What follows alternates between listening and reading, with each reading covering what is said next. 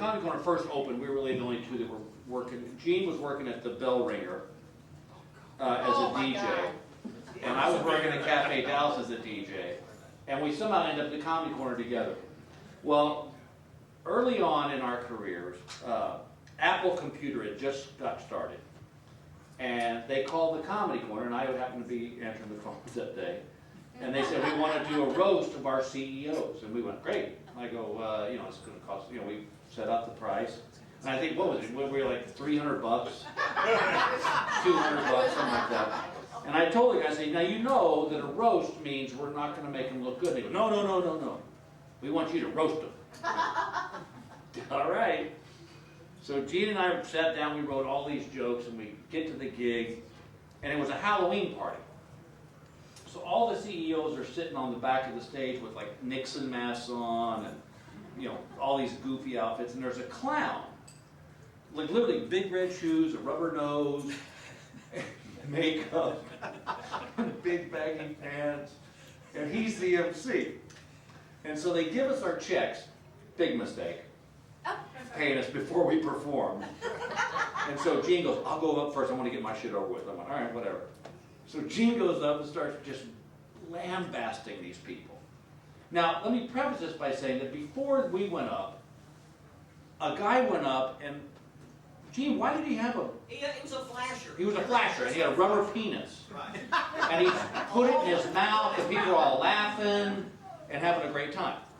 Gene starts his bit on roasting these guys behind us, and the guy behind the Nixon mess says, have you all been paid yet? And Gene kind of looks and says, yeah, and he goes, not if I can help it. And I'm sitting off to the side of the stage.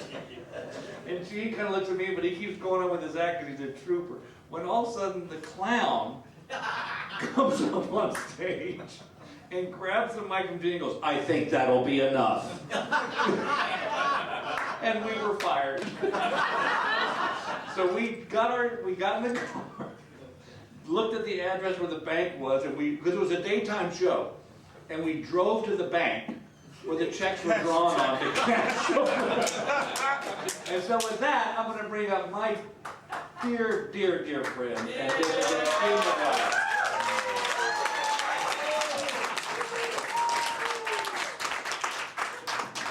Yeah, I got us fired in under 3 minutes. Under 3 minutes I got us fired. And they were going, oh, well, you were being a little too abusive, and it was kind of too adult. Wait a minute, the guy just put a penis in his mouth. And you're firing us because I said shit. The guy had a cock in his mouth, and I said shit, we're bad. Well, he was the head of HR. Oh, yeah, he was HR. Sorry. So what I remember about the Comedy Corner is not only the comics that I worked with. First of all, the first comic that I worked with was the biggest dick in the world, and I had to pick him up at the airport too. Bill Kirkenbauer. You guys remember Bill? Biggest dickhead in the world. So now I'm doing MCing. Bill's already got a job there MCing, and I'm doing his slack nights. All right, you kind of been that way all our career. So I'm like going and working like a Tuesday every once in a while. So I'm opening for this dude. And he likes to do a lot of improv when he's on stage, Bill Kirkenbauer, and he puts a bunch of shit up on stage, and ooh, he's something on the table shit, you know, and everybody thinks it's funny, everybody just say it like it's a typewriter. So he had like a shop vac, there was a shop vac that belonged to the Comedy Corner because anytime it rained, the fucking place flooded.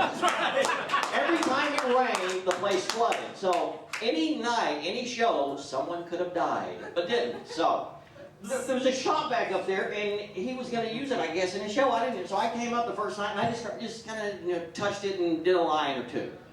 Afterwards, he lit into my ass. Because he did one joke. He grabbed the hoses on there and went, "Danger, Will Robinson." Yeah. Oh, fucking yeah. So he goes, here's what you need to learn, mister. Don't you fuck with somebody's props. You never fuck with the headliner's props. It was the club's shop vac. It was the shop vac for the club. It's a fucking prop if the headliner uses it. And we used to... He was talking about Jeff Dunham. Me and McDowell used to be so brutal on Jeff Dunham because Jeff was such a little goody two-shoe pussy kid that had his little dummy, and McDowell and I wanted to turn him into a pedophile so fucking bad.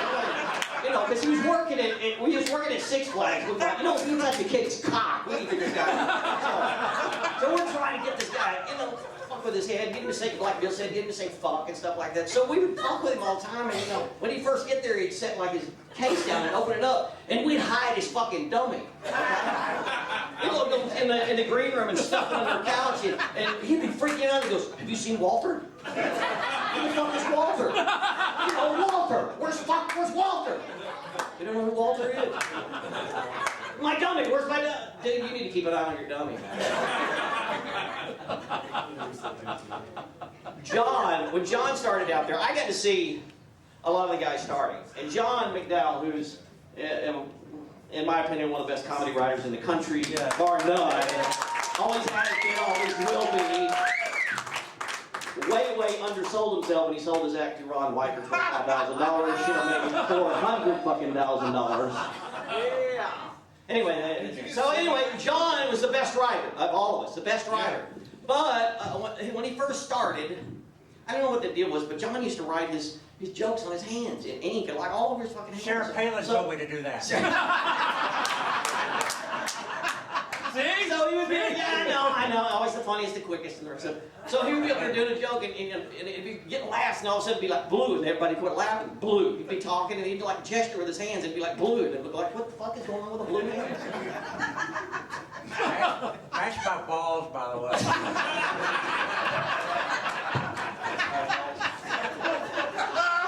So open mic night, anything could have happened, and anything did, right? And it's the guys that came in and did guest sets. Kevin, you remember? Kevin, you in the room? Kev, are you in the room? Kevin? Okay. He's at the bar. He's at the bar. There, color me fucking surprised. Kevin's at the bar. The Irish drunk we've known for 25 years at the bar. Who would have thought? Maybe he'll fuck up the account up there too, so. Maybe he'll fuck up the books. Oh, there he is. Kevin, remember when we would try to figure out who was going to go on win on open mic night? There was a dude that came in and performed. He was a black dude. His name was AJ. Remember AJ? AJ was this black dude that you couldn't understand a fucking thing he said except one word. He would get up there and go, yeah, these motherfucking niggas sitting there putting a dick in their ass, that's the bullshit. And then yeah, this motherfucker saying, fucking you doing a motherfucking shit that's all right there, and it's the bullshit. That was his whole act. All he understood was bullshit. Bullshit. So we were doing that, making fun of him. We always put him on last because he was like entertainment for the comics. We didn't want the audience to have to put up with that shit. So, okay, he's been doing it for like 6 months, and we put him on dead ass last, all right? Well, one day walks in AJ with a very well-dressed black man in a suit. That shit didn't come by the Comedy Corner ever, hardly, except when Paul Mooney was there. So, it's his lawyer. They're going to sue us. They're going to sue the Comedy Corner for discrimination because we're putting him on last. We're going, have you seen his act? Them niggas thinking about putting the bullshit. Put that shit up in front of the judge. See, yeah, I don't know. That maybe should go third or fourth. Not first. He's definitely not a first on him. Put him on in the middle of the night, you know. And one night, I was emceeing, and there's a kid that came in that was a rodeo clown for Mesquite Rodeo. So I don't know what's going on. Nobody told me this shit was going to happen, all right?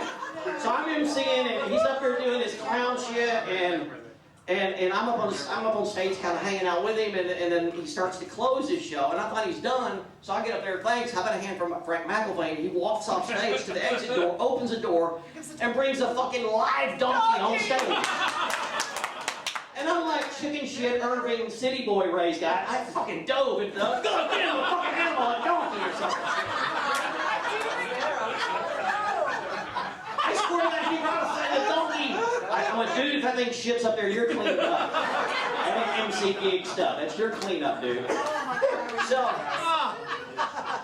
the donkey does like sits down and like raises an arm, you know, anything the little kid on live goes on. Yeah, typical, you know, a high functioning retard get it done. So and then he leaves. I'm trying to remember some of the other guys. Oh yeah, there was I don't know who the comic was. There was some other comic that sucked so bad that even Kevin, who's supposed to represent the club in the professional, he was up in the booth with us and we had like a duck call. No, it was a turkey call. Oh my God, I remember that. We were up in the DJ booth and the guy was up there trying to perform. Every time he'd take a break from where laughter should be, he'd go, whoa! Over the sound system. And everybody's like, what is that, man? He'd do a bit, whoa! Jim Wellahan. Jimbo the doorman. Jimmy and I, one of our things that we would do on Sunday night, this is how we would say bye to all the comedians. On a Sunday night, we go, if you remember the Comedy Corner room, it was a real long, deep room. And when you're on stage, you could see, like here, you could see the front row, but nothing else. But you could see in the back of the doorway, the exit doorway that went through the back, and you could see if somebody was standing there. Right. So Jim and I would get back there, the last show on a Sunday night, and no matter who was on stage, we would drop trowel, moon them, and spank our ass in the back of the room. So you'd be the comic could be up there performing, all of a sudden you hear smack, smack, smack, smack, smack, and they'd die laughing, and all go, what the fuck's going on? And the one that we got the worst, that she cracked up the hardest, was Shirley Hemphill, bless her heart. Shirley Hemphill, we started smacking her ass, she just came on and she goes, I have never seen white asses so big, so bright in my life. Look at that shit.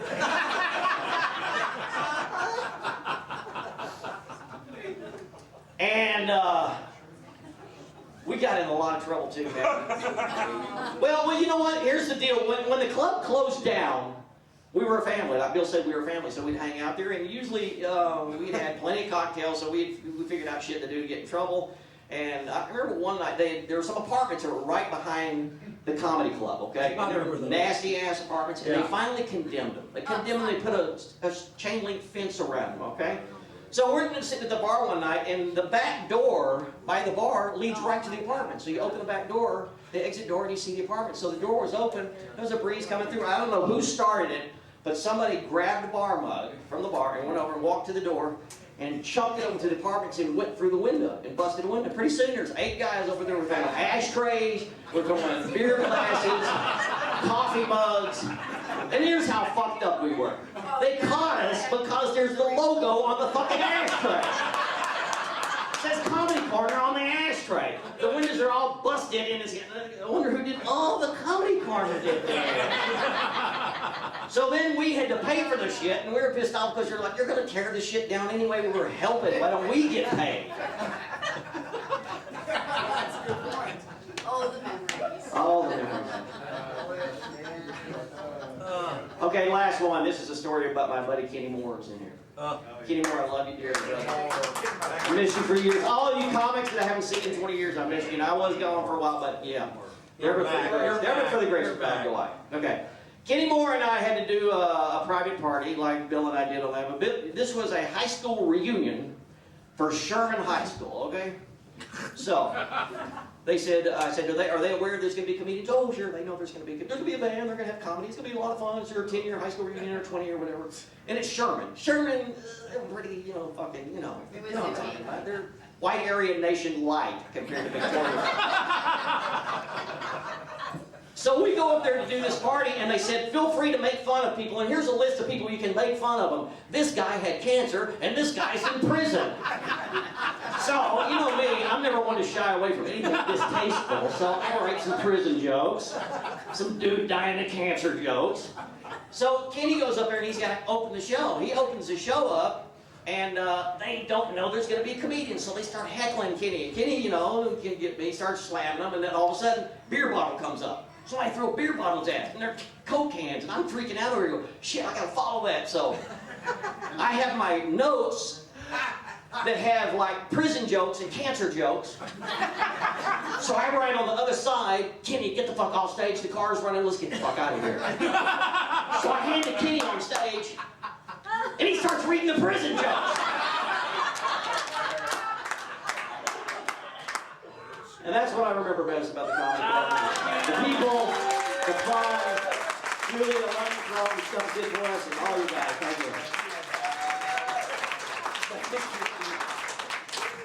Thank you. I want to tell that Gene was talking about Kenny. One of my favorite road stories was one week Gene and Kenny and I were booked in Amarillo.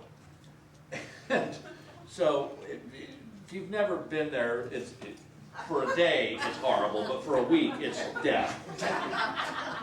And so we get there, and we're staying in this condo, and so one night, the first, I think like Tuesday or Wednesday, we went to this little strip club we go to after the show. So we go there, we're having fun, we're laughing, cutting up. We got your camera, remember? We got the camera, we got to get the video camera. So, so we come back to the condo, and we say we're going to make a music video. Right. And we're going to do it to Dire Straits. And you're acting. And I'm doing the acting because you saw it. And we're not obviously. I was the actor. Yeah, we're not using prop beer, we're using real beer. Real beer. So every beer, so the whole thing was, the song was You're So Far Away From Me. And so we're doing this whole video, and it's just, and we're shooting, and it's just awful.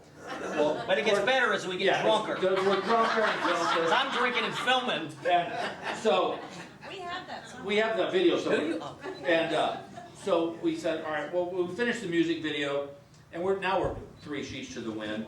And Gene says, hey, I got this idea. He goes, let's do this skit about a plumber, because Gene had these ugly teeth. The alligators in the teeth, baby. Yeah. And so Gene goes, let's do this video about a plumber called. So we got this idea. We're going to do this story about a guy I call a plumber because there's a turd too big in the toilet, and it won't go down. And Gene shows up, and this was before Caddyshack. I mean, and so Gene gets that, and we're going to do this thing of. He'll be this plumber who comes in and he just picks a turd up and takes a bite out of it. But it's a candy bar, not a real turd. It's a candy bar. Not a real turd. But we think it's just fucking hysterical. Yeah, oh, it's comedy. And we're just staggering around. We're John Hughes shit. So my visual is Gene in the bathroom with his pants pulled down so his butt crack's showing. He's got his big teeth. He goes, here's your problem right here. And he takes this baby Ruth out of the He goes, yeah, you got too much nuts in there. That's not And we're just howling. We think this is comedy gold right here. Well, by this time it's probably 3 o'clock in the morning. At least, Yeah. And also, the strippers come home. Well, we don't realize the strippers are staying right across the hall from us. And we've been kind of mouthing off to them. Well, all of a sudden, the strippers start throwing knives at our door. And stabbing it. They drew a circle and stabbed a knife through the door. And we're like, Gene and I go, what the fuck? Yeah. And my only visual is Kenny Moore in his tidy whities, standing in the living room going, hey, knock it off or I'm going to call the pigs. And Gene and I are going, the pigs? What is this, 60s? No, wait, it gets better. So the next day we wake up hungover. We said we're going to go to Paladura Canyon and shoot a video there called The Deer People. Oh yeah, that's right. And what we did was we got Kenny we just hold sticks on his head. Oh my God. And we were driving the truck and Gene and I are like talking, I go, hey look, there's a deer person. Kenny runs out the road with these sticks and looks at the truck. And we hit him. We ran over him. And he runs off in the bush. And we're having we're like trying to this whole nature shoot. And then we were filming Kenny on the ground. We were filming a close-up of the dead deer. We were going, that's a deer people. God, Kenny, that kind of looks like you. And then we cut back to Kenny and he goes, yeah, that kind of looks like you. He'd jump up from the ground. He'd jump up from the ground, drop his sticks and go, yeah, that kind of looks like you. Sticks. It is so awful. It's hysterical. I wish we should have brought that.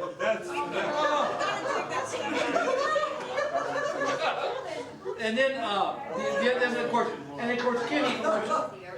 Kenny Moore, who is, if there's a guy who came out of the Comedy Corner who everybody just, there's no single person that loves anybody more than Kenny. Kenny's the most loved. Yep. And unfortunately, Kenny's 15 minutes of fame happened in Louisiana. All the witnesses have to snap it. And Kenny, I'm going to tell you the story. I'm going to recreate the story, just only because I want you to hear what Dennis Miller said about when he saw the video. For those of you, everybody knows the story. There's somebody who doesn't know the story. Kenny, where was it you were? Louisiana, right? Bossier City. Well, somebody started.